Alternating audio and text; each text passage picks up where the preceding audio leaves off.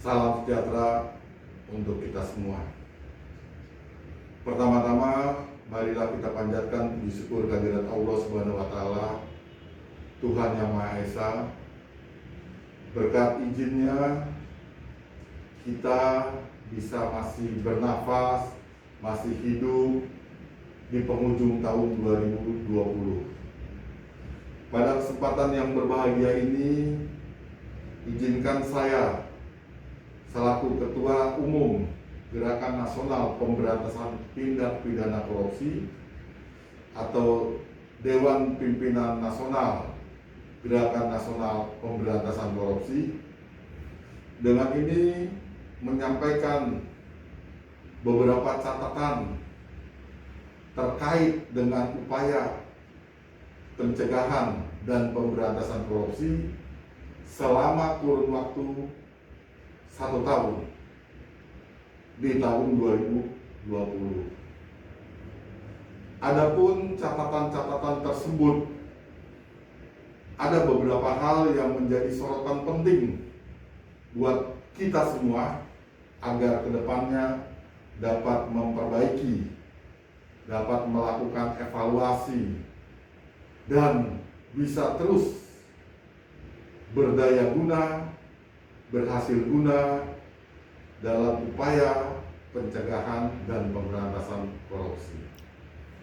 Yang pertama, dalam catatan GNPK yang disoroti tersebut adalah sulitnya akses bagi masyarakat untuk melakukan pelaporan dan pengawalan serta informasi terhadap apa yang dilaporkannya dari penegak hukum, sehingga berdampak negatif.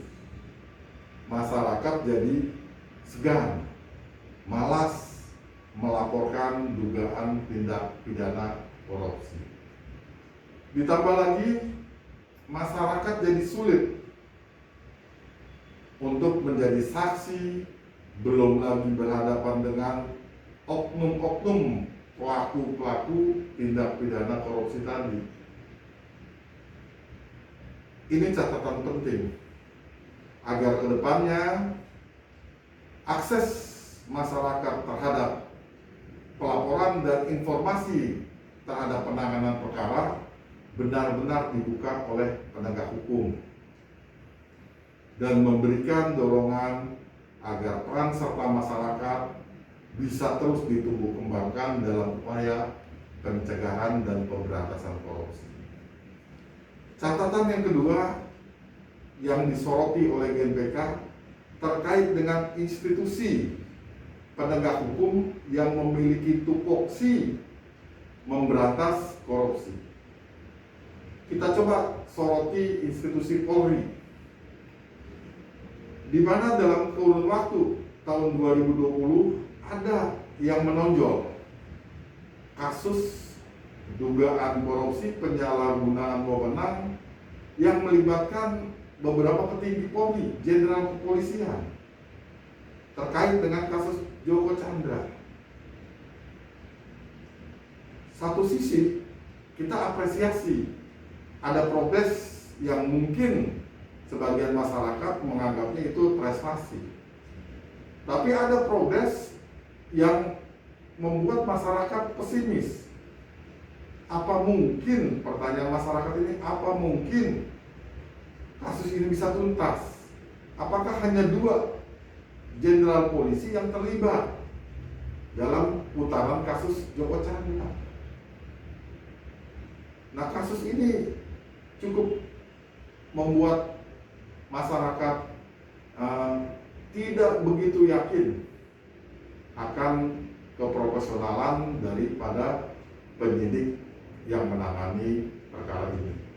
Belum lagi kasus-kasus daerah tentang tindak pidana korupsi yang ditangani oleh Dir Tipikor. Perlu dilakukan pembenahan di sana sini, karena komplain yang nyampe ke kami ada beberapa juga terjadi di daerah yang mereka perkaranya tidak tidak berjalan dilaporkannya mengakibatkan masyarakat kurang percaya. Institusi yang kedua yang jadi catatan kami selama tahun 2020 adalah Kejaksaan Agung, di mana dalam kasus yang cukup besar, yaitu kasus Joko Chandra, lagi-lagi terlibat oknum jaksa, ya, dan oknum advokat. Oknum jaksa terakhir catatan kami mengatakan bahwa terungkap adanya dugaan keterlibatan dengan pejabat tinggi Kejaksaan Agung. Nah, ini hendaknya harus diusut sampai tuntas. Tahun 2020 masyarakat menunggu, ternyata sampai sekarang belum terlihat pengusutan secara tuntas.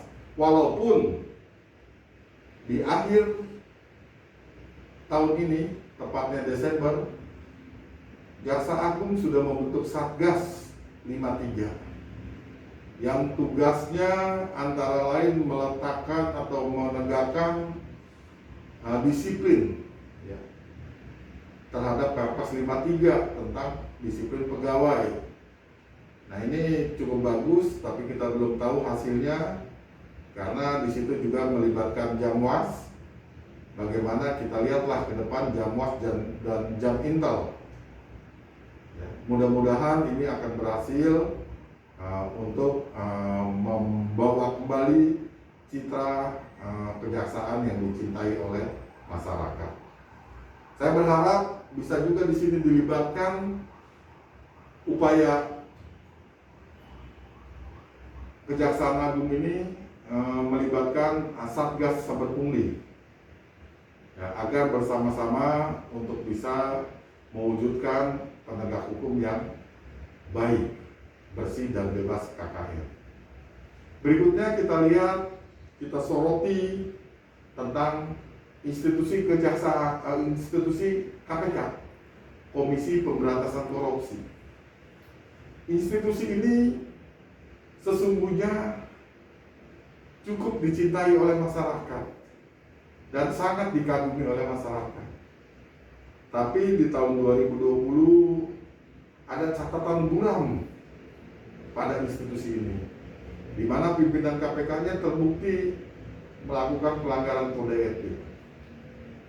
Dan juga ada catatan tersendiri yang GNPK kumpulkan dari komplain masyarakat, yaitu tindakan-tindakan proses penyelidikan dan penyidikan yang cenderung, tanda kutip, cenderung diduga melakukan tindakan yang tidak sesuai dengan KUHP, melakukan tindakan-tindakan yang melampaui kewenangan, melakukan tindakan-tindakan yang diduga kekerasan verbal, melakukan tindakan-tindakan yang diduga tindakan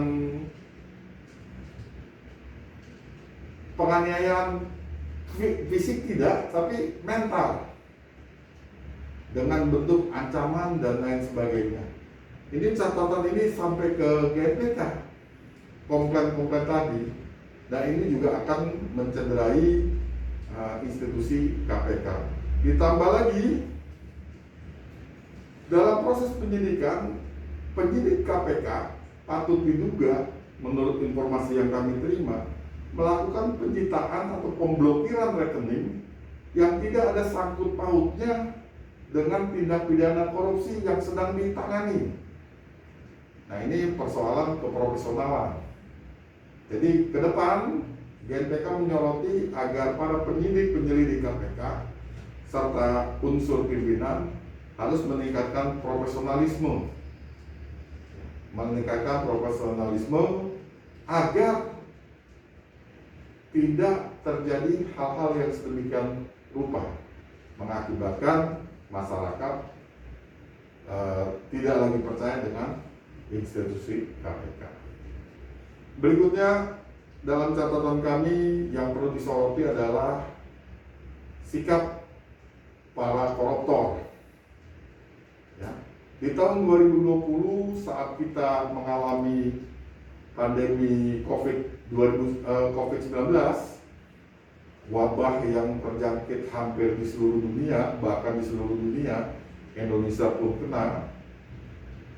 Bisa-bisanya penyelenggara negara terlibat dalam kasus korupsi dana bantuan. Nah, ini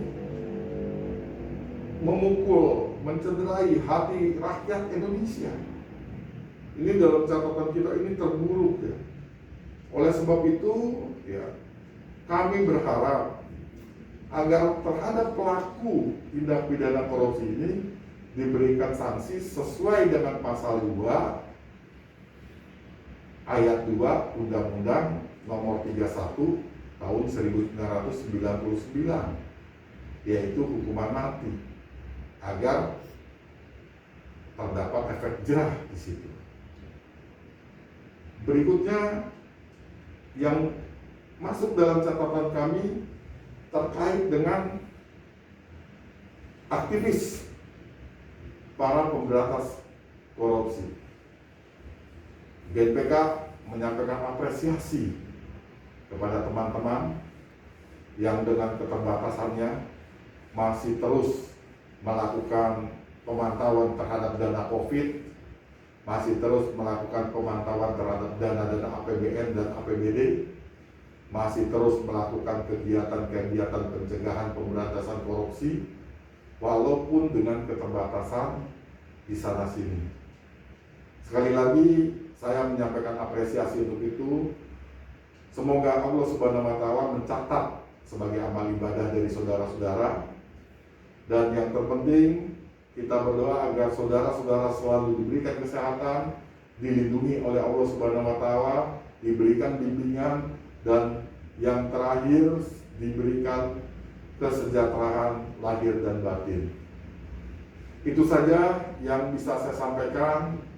Sekali lagi saya menyampaikan terima kasih kepada seluruh bangsa Indonesia dalam turut sertanya memberantas korupsi di Indonesia ini. Kurang lebihnya mohon maaf. Saya akhiri dengan wabillahi taufik wal hidayah. Wassalamualaikum warahmatullahi wabarakatuh. Salam anti korupsi.